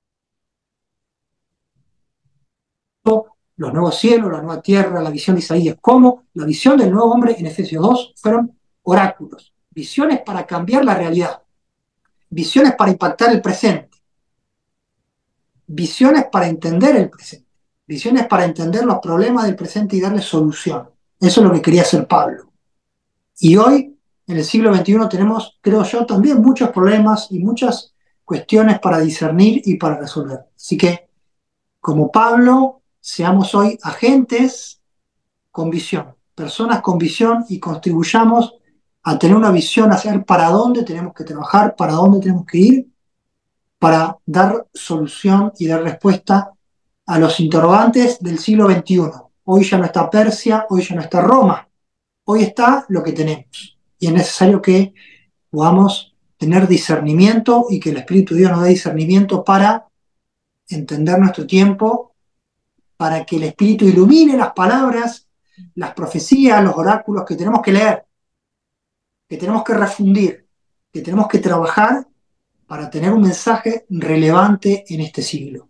Tenemos que tener un mensaje y una meta relevante, ¿sí? Relevante para este tiempo, para lo que se viene, ¿sí? Como dice la palabra, Dios va a hacer cosas nuevas. Olvídense de lo que pasó. Olvídense de lo que pasó. Lo dijo Isaías. Lo trató de decir Pablo, ¿sí? Nos encantan las cosas viejas. Somos medio vintage. Nos encanta la doctrina como me la enseñaron, como la recibí. No le pienso cambiar una coma, no le pienso cambiar nada. Bueno, tengamos en cuenta que es necesario cambiar sin cambiar. No estoy hablando de cambiar las escrituras, no estoy hablando de cambiar la fe, estoy hablando que la Biblia nos muestra un dinamismo que muchas veces se ha perdido, ¿sí? La palabra de Dios es útil, es eficaz para instruir hoy, para instruir en este tiempo. Que Dios nos dé sabiduría, que Dios levante personas que puedan mostrar el camino y nos puedan dar una visión fresca de lo que Dios está haciendo y pretende hacer en este tiempo. Amén. Que Dios bendiga su palabra y dejo esta palabra a su consideración. Algunas consideraciones fueron a título personal, o todo lo que he dicho a título personal, que puedan tomar o dejar según cada uno entienda en su corazón. Que Dios les bendiga.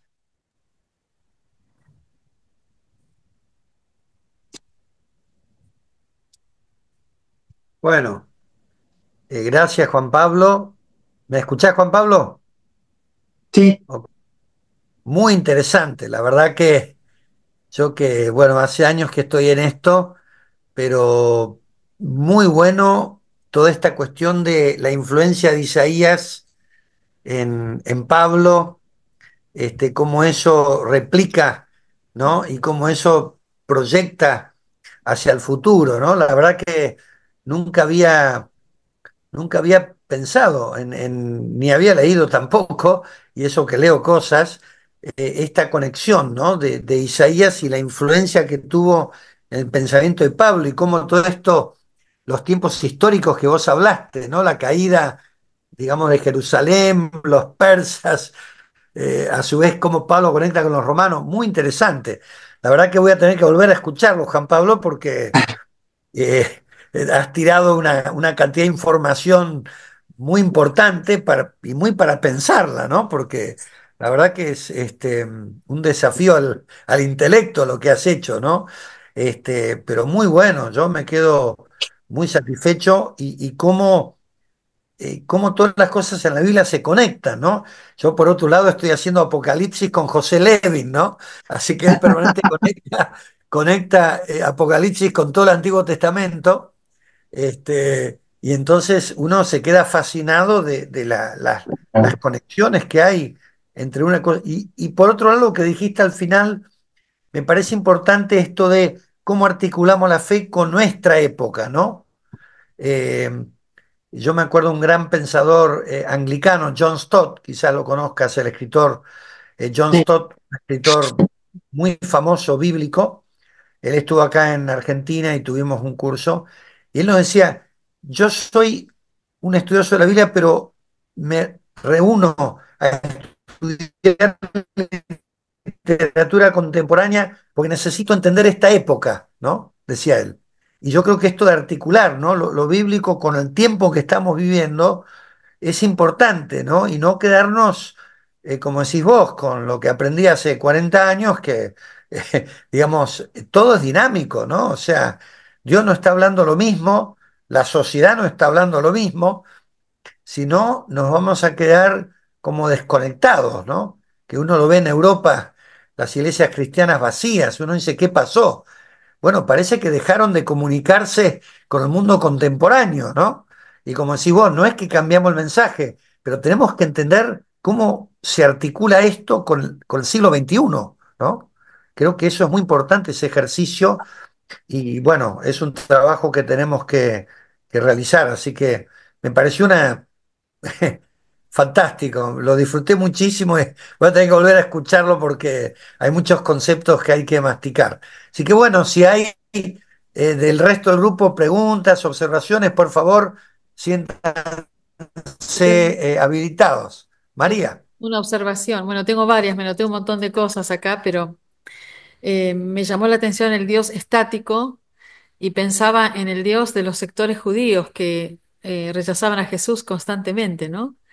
Y que siguieron hasta el primer siglo para divorciarse de los judíos mesiánicos y decir, bueno, nosotros somos los judíos y los otros ya no lo son, sin pensar que Moisés mismo dijo, va a venir un profeta y a ese tienen que escucharlo, sin haber actualizado la escritura, quizás tomando el ejemplo, la propuesta tuya de actualizar y haber darle relevancia ahora, ¿cómo es esto ahora? Pensaba en que Moisés mismo profetizó a Jesús. Abraham, la promesa es que en él iban a ser bendecidos todas las naciones, entonces no había forma de que no entraran los gentiles. Pero ¿en qué momento, por ese Dios estático, esa cosa institucional, pierde vida la palabra, ¿no? Me quedo pensando, eh, el Jesús, Génesis es para todas las naciones. En Abraham será la bendición para todas las naciones. Y también me hiciste pensar en Juan 17, en la misma oración de Jesús, que sean todos uno como tú y yo somos uno, ¿no? Y esa unidad que es imposible ahora de pensar si no hay un alineamiento con la agenda de Dios respecto de Israel y la iglesia, de cuál es el rol de Israel en este tiempo, en que es innegable el movimiento judío mesiánico que nació hace como 50, 60 años. No podemos tapar el sol con un dedo. Dios se está moviendo más allá de cualquier teología o cualquier visión nueva, entre comillas. No hay mucho para hablar de esto, pero bueno, en TJC2, como vos muchas veces dijiste hoy, eh, nosotros tenemos el arrepentimiento para la reconciliación en el cuerpo del Mesías, a través del alineamiento con el rol de Israel en el cuerpo del Mesías. Así que, igual que el pastor Agustín, también vamos a tener que escuchar varias veces para hacer todas estas intersecciones que hoy propusiste en esta charla. Gracias, muchas gracias. Bueno, gracias María. María, Sí, dale, tengo adelante. Sí, una adelante. pregunta porque no sé si me perdí, porque fue mucho dato, cuando habla el disertante sobre el ángel, el último rollo que desde el Qur'án viene de Isaías. Perdón, eso es lo que le quiero preguntar. Entendí lo del ángel, el rollo, todo, pero no lo puedo ubicar si es de Isaías o no, o yo me perdí la autoría de ese rollo que él hizo mención. Gracias. No, el rollo, hay un rollo que se encontró en Qumran. Ese rollo es datado en el siglo II antes de Cristo, de la época macabea o pre-macabea. Entonces está entre el texto de Isaías y el Nuevo Testamento, está en algún lugar del medio. Se cree que no se escribió en Qumran, sino que se trajo a Qumran.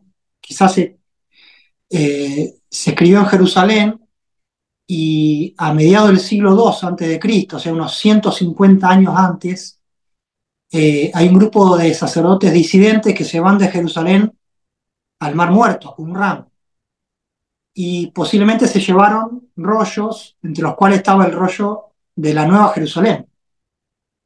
Entonces, ese rollo es anterior al Nuevo Testamento, ¿sí? Y tiene cosas de Isaías y Ezequiel ampliadas, y después Apocalipsis tiene cosas alineadas con ese rollo, digamos. Lo cual muestra que la Nueva Jerusalén es un concepto que se va desarrollando, en una categoría de pensamiento como teológico que se va enriqueciendo. Y a la época del apóstol Pablo, que él la menciona, ya era conocida. Ahora, yo quiero hacer una salvedad. Tenemos que entender hay dos niveles, está el nivel histórico, y acá estoy hablando más en general, y por los comentarios de María, está el nivel histórico, el nivel concreto y el nivel, si se quiere, filosófico o profético. Cuando leemos Isaías, gran parte, sobre todo la segunda y la tercera parte, estamos hablando de palabras que se escribieron, oráculos escritos, ¿sí? Es literatura, no es realidad en el sentido de hechos históricos, son pensamientos, son ideas, ¿está bien?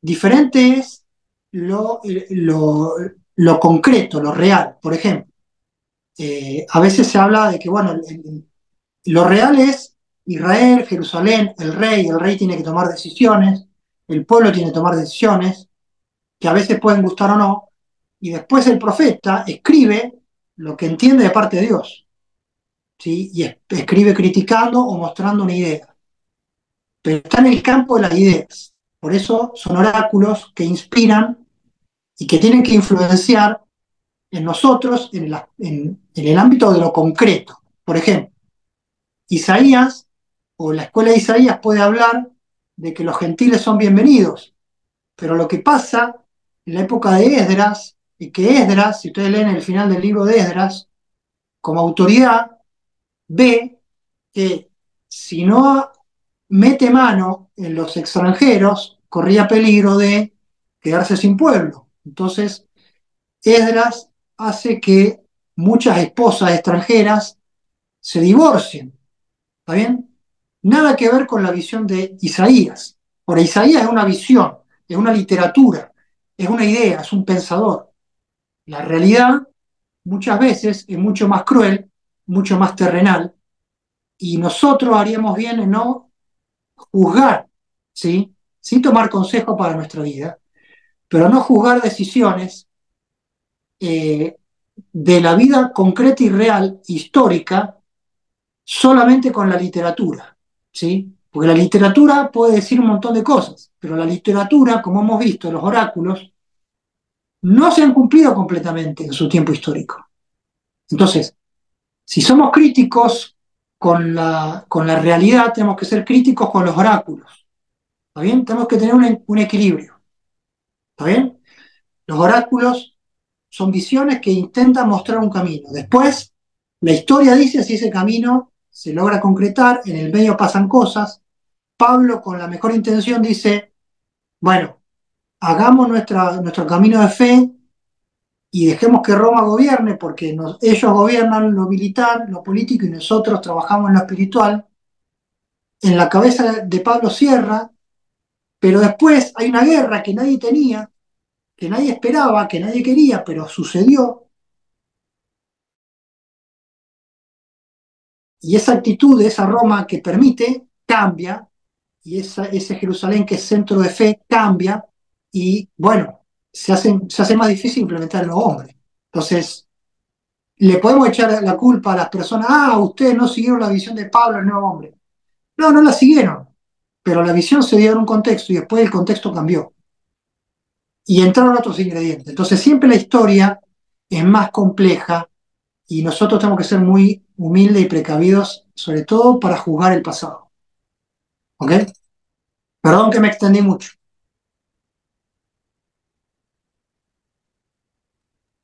Gracias. No, Juan Pablo, lo que a mí me queda claro en lo que acabas de decir es que las cosas son dinámicas, ¿no? O sea, eh, creo que algunas veces nos falta ese dinamismo. Tenemos un pastor amigo nuestro con María que dice, ¿cuál es el hoy de Dios? ¿No? El hoy.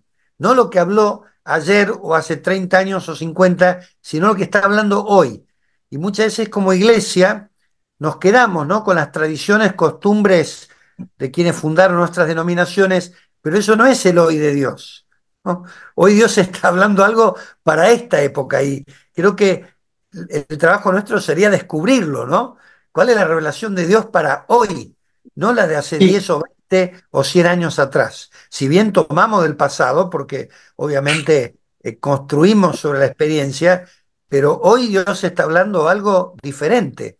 Y creo que lo reflejás muy bien en estos conceptos que estás dando de dinamismo, ¿no? O sea, sí, se dijo una cosa, pero después la realidad fue otra, ¿no? Y entonces no podemos olvidarnos de que estos cambios suceden y debemos realmente adaptarnos, ¿no? No, muy interesante lo que decís y además estoy totalmente de acuerdo.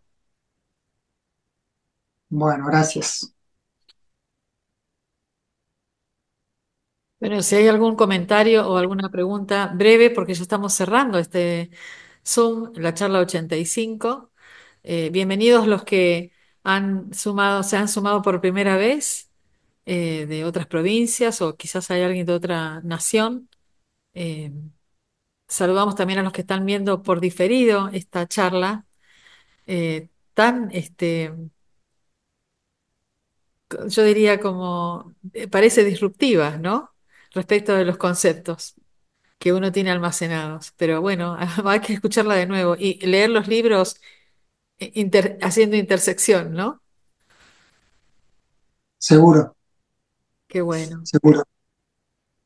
Eh, Nosotros vamos a tener más charlas, aprovecho para decir, vamos a tener la próxima, el 18 de noviembre, con Luciana Rogowicz, otra oradora que es frecuente en este espacio, que es judía y está en el contexto católico. Y ella enseña sobre el Antiguo Testamento. Y vamos a tener también en diciembre dos charlas más con dos rabinos judío mesiánicos, así que esto lo hacemos para que lo agenden. El 9 de diciembre con el rabino José Lewin de Argentina, Buenos Aires, Argentina, y el 16 de diciembre con el rabino Marty Wallman, que es el director internacional fundador de esta visión, que va a traer alguna palabra. Además tenemos el sábado 16 de noviembre a la mañana, 10 de la mañana, otra representante de Israel que va a traer, de Uruguay, Gaby, gracias Gaby, bueno, de la Iglesia Valdense, qué bueno. Decía que el 16 de noviembre va a venir, vamos a tener otra invitada, una oradora que va a estar trabajando temas actuales sobre cómo es trabajar la visión de reconciliación en un mundo en guerra, ¿no? En un tiempo del 7 de octubre, digamos el 7 de octubre. Cómo se maneja, cómo se trabaja con una visión de reconciliación, los desafíos que significa trabajar estos temas cuando, especialmente para los que son judíos mesiánicos, judíos o judíos mesiánicos, se ven tan afectados por lo que las muertes y por la misma identidad y por la gran ola de antisemitismo que hay a nivel mundial. Eh, sí, Sí, no, adelante, Juan. perdona María, terminá después quería hacer una pregunta a Juan Pablo. Sí, si querían tener novedades, recibir novedades, nosotros tenemos un chat que es solamente para anuncios. Si quieren tener alguna participación, les damos el número de teléfono, bueno, o si quieren, el mismo flyer aparecen nuestros datos, nuestro email, se pueden conectar y en realidad también ustedes mismos pueden difundir las actividades y lo agradecemos, porque como dice Juan Pablo, es un tiempo que nos toca seguir el río de Dios y realmente nosotros simplemente leemos las escrituras, vemos los tiempos y tenemos un llamado que es el de la reconciliación. Recordar, ya con esto cierro, que Jesús mismo nos dejó a nosotros como iglesia el ministerio de reconciliación. Y nosotros debemos vivir en un espíritu reconciliador, veamos lo que veamos, por supuesto con los ojos abiertos y con la escritura y el sentido común. Gracias. Bueno, ahí para Juan Pablo, muchas gracias Juan Pablo, desafiante, bendiciones, María del Carmen, también otra hermana de Samsung que dice maravilloso, pero no sé, no conozco su nombre, Gabriela de Uruguay, está el papá también, Emilio. Adelante, Agustín. No, yo sé que no es el tema, pero me siento muy tentado por el nivel reflexivo que tiene Juan Pablo. Si me puede decir en dos palabras, mm, ¿qué le parece en el contexto de lo que estamos hablando la guerra actual que está teniendo Israel? Sé que es un tema muy complicado, pero quizás muy cortito me interesaría su opinión sabiendo que es un tema muy candente, pero yo lo conecto con toda la perspectiva que le está dando de cuando Israel está en una situación difícil. Y no sé si Juan Pablo tiene un concepto ya, si no lo tenés, no lo digas, no quiero forzarte una opinión, pero si lo tenés me interesa mucho tu opinión. Bueno, yo creo que no tengo una opinión conclusiva. Ajá. Estoy tratando de no tratar de entender, a veces la tentación es entender lo que Mm. pasa a la luz de las profecías, justamente, y buscar Ajá. puntos de conexión. Si bien hay varios, sí, creo que algo muy interesante es que Israel tenga, digamos, enemigos como alrededor, varios puntos, digamos, del Mm. norte, del sur, de todos lados, de todos los cuatro puntos cardinales, es muy sugestivo, eh, pero creo que lo que podemos estar, digamos, en términos históricos, yo creo que es un tiempo bisagra de Israel. De Israel pareciera que después de casi 80 años de existencia, Ujú. eh, bueno, acercándose, 70 y pico, quizás está, digamos, acercándose a un cambio drástico, digamos, Mm.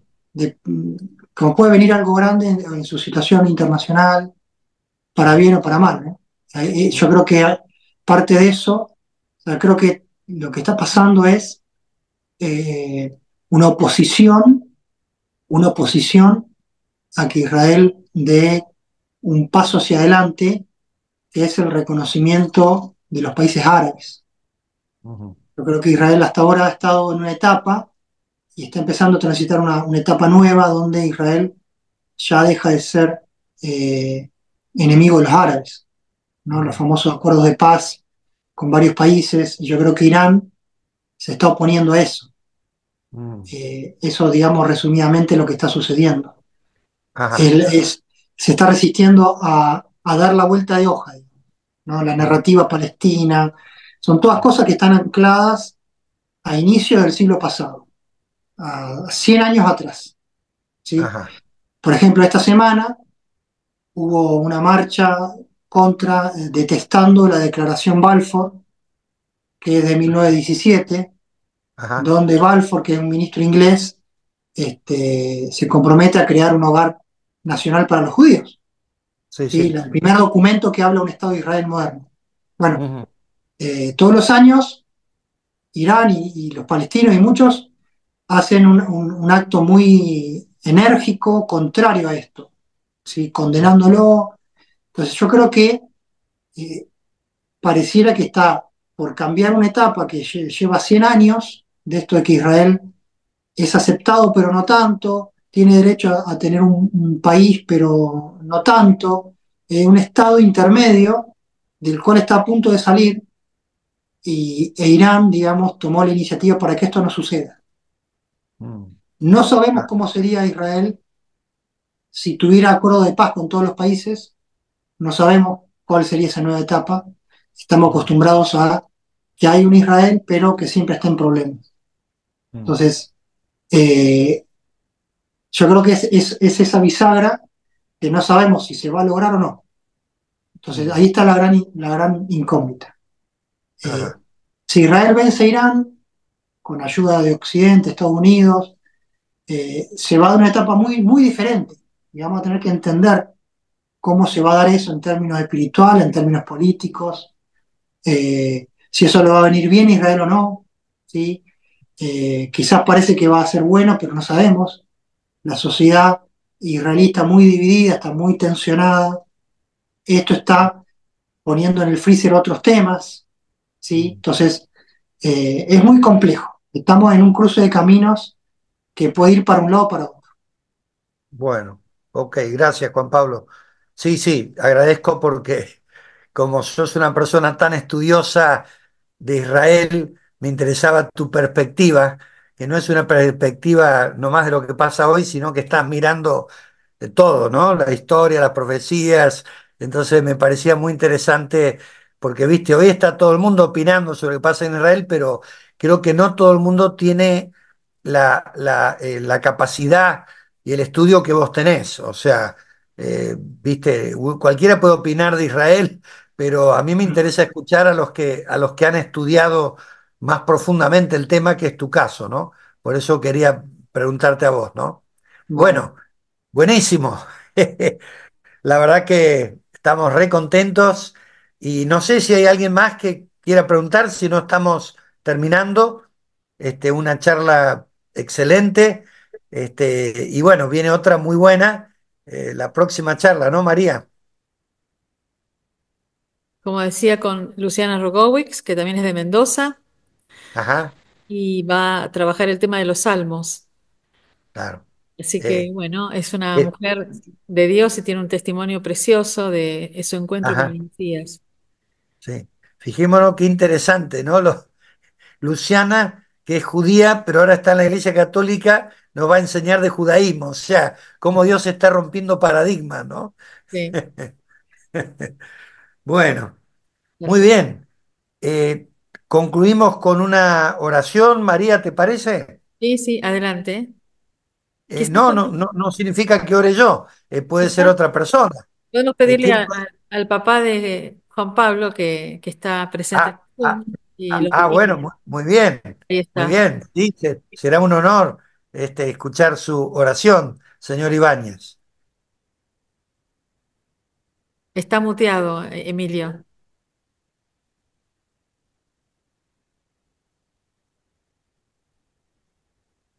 Está muteado.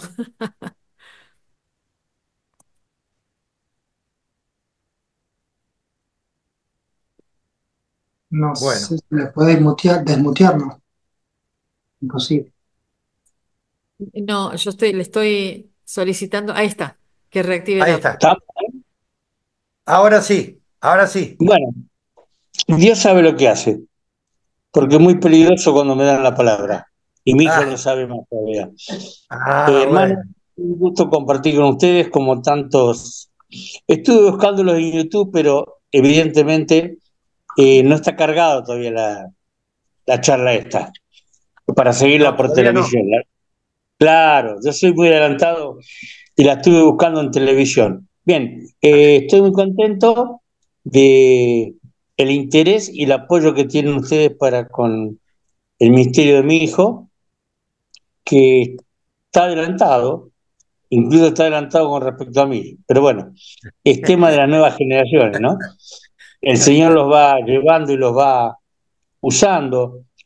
Quiero decir que coincido plenamente con él con respecto al tema de Israel. No tengo tantas dudas. Yo, será pues soy viejo y no me planteo, pero la palabra de Dios dice que Dios dijo que el que toca a Israel toca a la niña de sus ojos. Mm, Así que pienso que con un Israel ateo o no, como tenemos ahora, un Israel incrédulo o creyente, Dios dijo que Él nunca será infiel. mm, Aunque le negáramos, Él nunca nos negará. Esa es la gran promesa y mm. pienso que Dios está esperando que su pueblo se arrepiente y venga a Él. Van a venir Amén. pruebas nuevas, la guerra va a intensificarse, pero Dios nunca dejará a su pueblo. Oremos. Amén. Amén. Padre, te damos gracias por tu palabra, te damos gracias por Juan porque tú lo has utilizado, te damos gracias por el interés de los hermanos, por estudiar la palabra de tu profecía. Te damos gracias porque tú no nos has dejado huérfanos. Tú nos has escrito en tu palabra nuestro porvenir, lo que ha de venir, nuestra suerte y nuestra herencia en los cielos. Te damos gracias porque tú estás defendiendo a tu pueblo Israel y tu querida iglesia, Señor, que también tendremos el privilegio de poder compartir cielos nuevos y tierra nueva. Mientras tanto, Padre, que tú nos guardes fieles, nos ayudes a estar atentos a tu voz y a la palabra profética. Bendice a cada uno de los hermanos, bendice a cada una de las naciones que están tan interesadas. Bendice a los amigos de Israel, porque Padre Celestial, tú nos has dicho, oremos por la paz de Jerusalén. En tu mano nos encomendamos, en el nombre de tu Hijo amado, el Señor Jesús, y te damos las gracias. Amén.